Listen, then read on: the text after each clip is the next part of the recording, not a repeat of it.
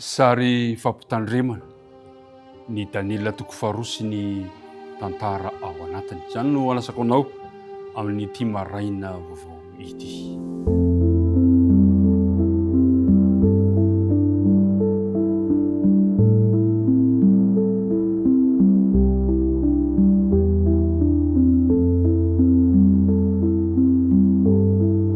Miaraba antsika rehetra indray tafahoana soamatsara amin'ny alalan'ity fandiniantsika ny tenin'Andriamanitra fa mahazatra antsika ity faly ny fo satria mbola nomen'Andriamanitra tombon'andro fahavelomana isika rehetra. Izay no anolorana ny arahaba ary anolorana koa ny firarian-tsoa ho anao ka tononona ity am-piandohana mandrakariva ny fiadanan'ny tompony ho anao sy ny ankonanao. Andeha ary araka ivavaka isika ranomboka izao fotoana izao. Andriamanitra rainay io, misaotra anao indray zahay noho ny amin'ny Jesosy Kristy zanakao, noho ny fitantananao anay, noho ny fitiavanao anay ka nahatratrarana indray ty fotoana maraina ity. Tsy herinay izany natanjakay fa noho ny fahasoavanao. Mahatsapa nefa izay tsy fahatanterahanay koa mangataka mandrakariva ny famelan-keloka ny fanadiovana avy aminao. Raha andinika ny teninao ary izay ankehitriny dia mangataka ny fanena masina mba ao aminay tsiraray avy ka ametraka ny teny ao am-ponay. Aminaran'i Jesosy nangatana ny vavaka. Amen. Ry namana isany mbola ao anatin'ilay tontolo manodidina ny hoe fomba fandiniana ny faminaniana isika. Ary amin'ity herinandro ity dia asaiko ianao hanaraka ny loha hevitra manao hoe fanambarana mialoha. Amin'ny androany kosa nefa dia hijery isika ny amin'ny hoe sary fampitandremana ao amin'ny bokin'ny Daniela toko faharoa. Amin'io Daniela io dia ahitantsika ny herim-po. Ahitantsika ihany koa hoe ahoana ny fomba hananana fiadanan-tsaina na dia ao anatin'ny toe-javatra sarotra indrindra aza, ary fampanantenana sady menantsika fa hoe na dia ao anatin'ny toe-javatra sarotra indrindra aza, rehefa miezaka ny matoky amin'Andriamanitra isika dia eo mandrakariva tsy mamela antsika ho irery Andriamanitra. Anisan'ny faminaniana manan-danja indrindra ao am-baiboly tokoa ny Daniela toko faharoa.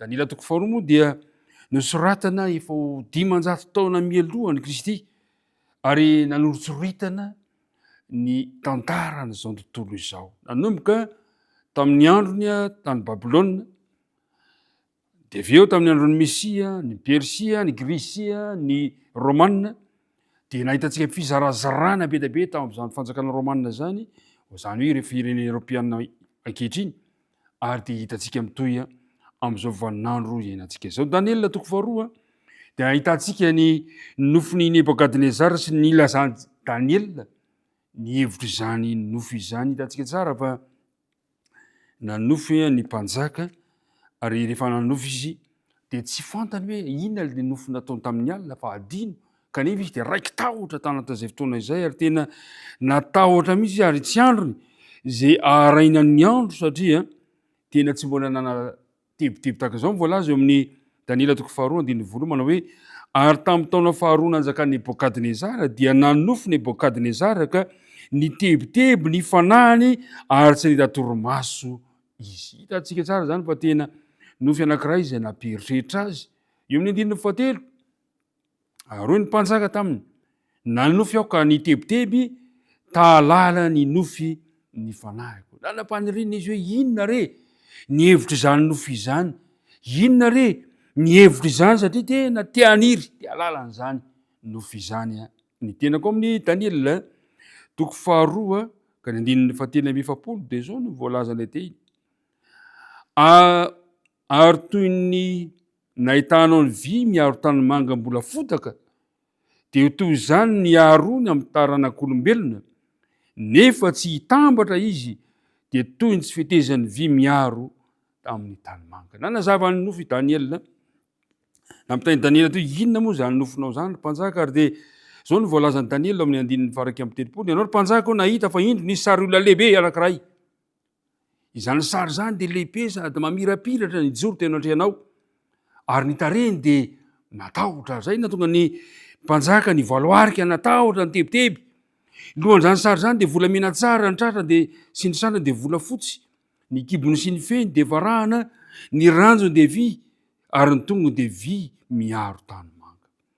Nijery ianao ambarapanisy vato voaentaka nefa tsy nendahan-tanana, ary namely izany sary teo amin'ny tongony sy vitanymanga iny ka natorotoro azy. De niara-torotoro ny visy ny tanymanga sy ny varahina sy ny volafotsy ary ny volamenaka tonga toy ny akoho fa mpameloana fahavaratra ary nipaondrivotra izy ka tsy nisy toerany ary lay vatona melay sary kosa de tonga tendrimohatra lehibe na fenony tany rehetra. Izany nonofy ary olazainay to natrehan'ny mpanjaka koa ny heviny. Hitantsika teo zany fa nanomboka an-tantara Daniel ary lina ny mpanjaka tena izay tokoa le izy. Dozy ny mpanjaka i Daniel manao hoe izay le nofinao ry mpanjaka fa olazainay aminao ny heviny. De nanomboka nanazava ny heviny i Daniel. Ianao ry mpanjaka izay mpanjakany tany, mpanjakany mpanjaka sady men'Andriamanitra ny lanitra fanjakana sy hery sy fahaleovana ary voninahitra. Ny zanak'olombelona sy ny biby disy ary voromanidina naiza naiza itoerana de nomeny eo an-tananao ary nataonao mpanjaka n'izy rehetra ianao dia ianao zany loha volamena izany. De nitany sainy Daniela eo fa manarakaraka anao de isy fanjakana mimalemy ary manam-pahatonga aty amin'ny vy miaro tanymanga. De hoy ny tenin'ny Daniela manao hoe ary toy ny nahitanao vy miaro tanymanga mbola fotaka dia ho toy ny niaroarony tamin'ny taran'olombelona nefa tsy hitambatra izy. Zavatra nambaran'i Daniela zany de zao hoe tsy hitambatra anao viny areo firenenareo misy toy ny fotaka misy toy ny vy. Efa natao avokoa niezaka nataon'ny olombelona rehetra mba hitambarana zany hoe hitambatra ho fanjakana iray izany. Ao ny fampianarana fifahalana badiny samy hafa firenena. Natao zany. Natao ny karazana kilalao isan-karazany ara-panatanjahantena. Natao zany. Natao daholo ny fomba rehetra ifaneraserana mba hitonga nitambatra kanefa laza soratra masina vao toy ny niaroarony amin'ny vy miaro tanymanga mbola fotaka de toy izany niaroarony amin'ny taran'olombelona nefa tsy hitambatra izy. Ry mpiara-mianatra namana isany manaraka ny fototra napetraka ao amin'ny Daniel ireo faminaniana momba ny andro farany. Ireo faminaniana rehetra amin'ny Daniel de manaraka ny fifandimbiasa ny fanjakana maneran-tany ary de resy lahatra ny mpanjaka. Zay le nofiko zay. Ary amin'ny alalan'ny zany toe-javatra zany fifandimbiasa ny faminaniana zany no ahitantsika fa Andriamanitra no mifehy ny tantara. Zao no voalazany amin'ny 2:7. Ary amin'ny andron'ireo mpanjaka ireo Andriamanitra ny lanitra dia hanorina fanjakana zay tsy ho rava mandrakizay ary zany fanjakana izany tsy avela ho an'ny olona hafa fa ireo fanjakana rehetra ireo kosa dia ho torotoroniny. Dia 2:7 dia nikohaka Nebukadnezara mpanjaka ka nivavaka tamin'ny Daniel ary nampanatitra fanatitra sy hanitra kasitrahana.